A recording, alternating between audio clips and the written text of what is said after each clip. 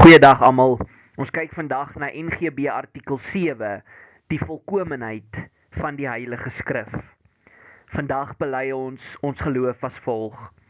Ons glo dat hierdie Heilige Skrif die wil van God volkome bevat en dat alles wat die mens vir sy saligheid moet glo, daarin voldoende geleer word. Aangesien die hele wyse waarop God deur ons gedien moet word, daarin breedvoerig beskryf word, mag ook niemand, selfs nie die apostels nie, anders leer as wat ons reeds deur die Heilige Skrif geleer word nie. Ja, al was dit ook 'n engel uit die hemel, soos die apostel Paulus sê in Galasiërs 1 vers 8.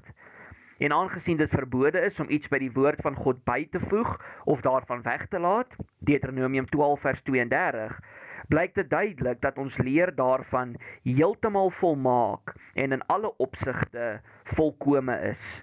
Ons mag ook geen geskrifte van mense, hoe heilig die mense ook al mag wees, met die goddelike skrif gelykstel nie. Ook mag ons nie die gewoonte of die groot getalle of die oudheid of opvolging van tye of van persone of kerkvergaderings, verordeninge of besluite met die waarheid van God gelykstel nie, want die waarheid is bo alles. Alle mense is immers uit hulself leenaars en nietiger as die nietigheid self. Psalm 62. Ons verwerp daarom met ons hele hart alles wat nie met hierdie onfeilbare reël ooreenkom nie. Soos die apostels ons leer as hulle sê, maar stel die geeste op die proef of hulle uit God is. 1 Johannes 4. En as iemand na julle toe kom en hierdie leer nie bring nie, ontvang hom nie in die huis nie. 2 Johannes.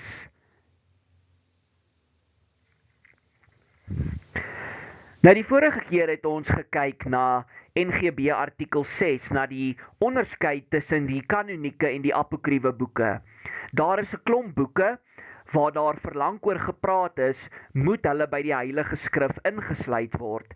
En daar was bepaal, nie eintlik deur die kerk nie, die Heilige Gees het die kerk so gelei om te besef dat die 66 boeke wat ons vandag het, die Heilige Skrif is.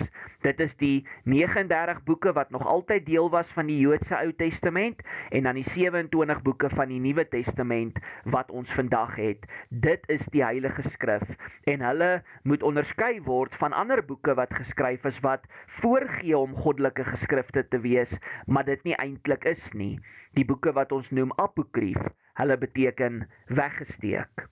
Maar vandag is ons by ons laaste artikel wat praat oor die leer van die skrif en dit is artikel 7.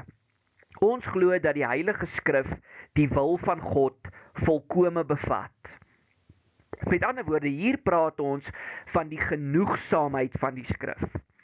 Wat ons in die skrif lees en wat God aan ons openbaar, is vir ons genoeg om te weet hoe ons hom moet verheerlik, wat ons moet doen en hoe ons gered kan word. Die Bybel is nie 'n gedeeltelike openbaring wat later aangevul kan word nie. Maar nou moet ons ook onthou, die Bybel sê nie alles van alles nie. Die Bybel sê nie byvoorbeeld hoe mense hartoortplanting doen of hoe mense suksesvolle oes na vore bring nie of hoe 'n mens jou belasting die beste bestuur nie, want dis nie die doel van die Bybel nie. Die Bybel is nie bedoel om 'n ensiklopedie te wees wat alles beskryf vir ons nie. Dit is God se woorde aan mense. Dit is God se openbaring. Maar ons weet dat die skrif die wil van God volkome bevat en dat wat daarin geleer is genoegsaam is, want in gedeeltes soos Deuteronomium 4 word mense gewaarsku om iets tot God se woord by te voeg. Ook in Openbaring 22, die heel laaste hoofstuk in die Bybel, word daar gesê die een wat tot hierdie woorde byvoeg en die een wat tot hierdie woorde weglaat, hulle is in die moeilikheid. As ons dit so gaan sê, julle kan gerus die laaste gedeelte van Openbaring 22 gaan lees. Die skrif is in homself genoegsaam en dit hang nie af van die kerktradisie nie. Met ander woorde, die kerk, dis nie die kerk wat vir ons sê die skrif is genoegsaam nie. Wanneer ons die skrif lees vir onsself, dan getuig die Heilige Gees in ons harte, hierdie is wat jy moet weet om die Here te dien en om hom te verheerlik en om gered te word. En dan sê ons, en dat alles wat die mens moet glo om gered te word, daarin voldoende geleer word. So met ander woorde, dis 'n boek van God se openbaring, en dit gaan oor die saligheid van die mens. Die Bybel is nie bloot 'n boek van morele riglyne nie. Baie mense dink dis wat die Bybel is. Dit is 'n klomp moets en moenies. Maar dis nie wat dit is nie. Wat dit eintlik is 'n boek wat die volledige evangelie van Jesus Christus en die verlossing wat hy bring, bevat. Ons dink byvoorbeeld aan Genesis 3 vers 15, waar daar geprofeteer word dat die nakomeling van die vrou die kop van die slang sal vermorsel, en deur die Bybel sien ons hoe hierdie al hoe meer 'n werklikheid word, en dan word dit 'n werklikheid wanneer ons Here Jesus Christus, die nakomeling van die vrou, kom.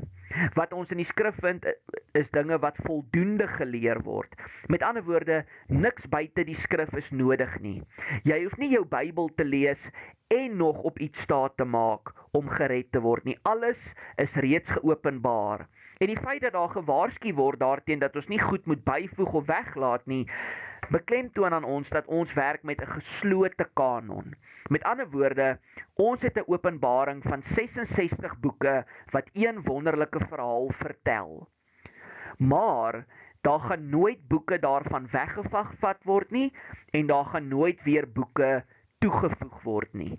Die Bybel soos wat ons hom nou het, sal vir altyd so die Bybel bly. Enige idee van ekstra openbarings word afgewys. En dan sien ons, aangesien die hele wyse waardeur God deur ons gedien moet word, breedvoerig beskrywe word. Die Bybel is die volledige norm vir gehoorsaamheid en aanbidding. En dan is die woorde breedvoerig beskrywe baie belangrik. Dit dui op die rykdom van die woord. Dit dui op die volledigheid van die woord. Nie alles word altyd in detail herhaal nie, maar die beginsels en die riglyne wat die skrif vir ons leer, is genoeg. Micha 6 vers 8 som God se vereistes mooi op. Ons moet reg doen, liefde bewys en nederig wandel.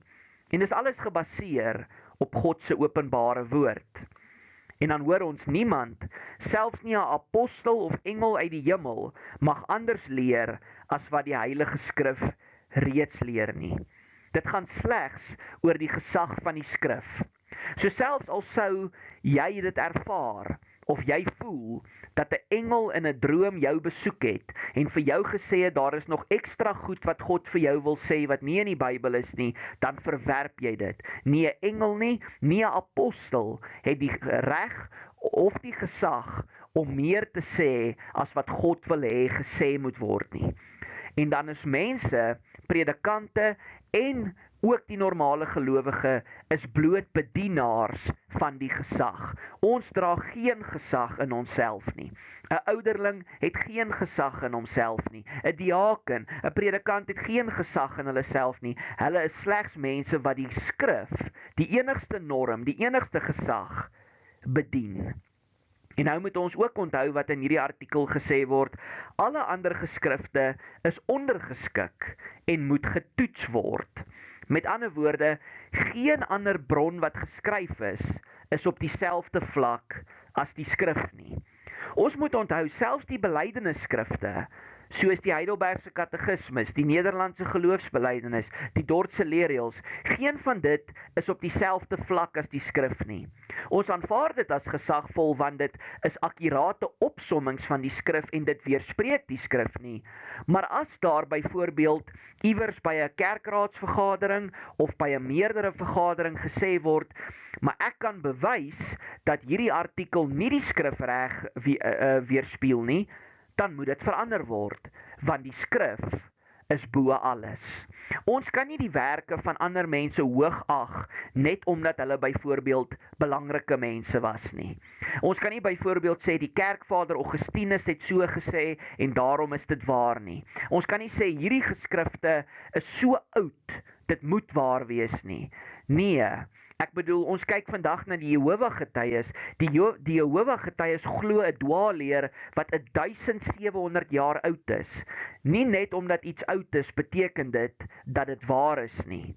En nie net omdat 'n kerk saam iets besluit het, beteken dit noodwendig dat dit waar is nie. Alles moet op die ou einde na die skrif getoets word, onthou die woord kanon, die maatstaf, die skrif is die maatstaf. En daarom verwerp ons met ons hele hart alles wat nie met hierdie onfeilbare reël ooreenstem nie. Onfeilbare reël is net 'n ander manier om te sê die skrif is die perfekte, volkome, genoegsame maatstaaf vir alle dinge. En ek hou gereeld weer die laaste deel vir julle voor. Ons verwerp daarom met ons hele hart wat nie met hierdie onfeilbare reël ooreenstem nie. Soos die apostel ons leer as hulle sê, maar stel die geeste op die proef of hulle uit God is. En as iemand na julle kom en hierdie leer nie bring nie, ontvang hom nie in die huis nie. Nou ek het 'n interessante vraag ontvang oor daai laaste gedeelte wat sê as iemand hierdie leer nie bring nie, ontvang hom nie in jou huis nie. Beteken dit dat 'n ongelowige nie in jou huis mag inkom nie? En die antwoord is nee. Dis nie wat dit beteken nie, maar wanneer iemand in jou huis vir jou 'n vreemde leer wil verkondig, dan kan jy vir daai persoon sê, jy is nie welkom in my huis nie. Maar 'n mens praat altyd met so 'n persoon. Jy probeer hulle steeds op die regte pad help. Dis net nog 'n lesie om te bewys hoe belangrik dit is om die konteks van 'n gedeelte en sy praktiese toepassing in ag te neem. En dit is artikel 7. Volgende keer kyk ons na artikel 8, wat gaan oor God is een in wese en onderskeie in 3 persone, en ook artikel 9, skrifgetuienis oor die leer van die drie eenheid. Tot dan.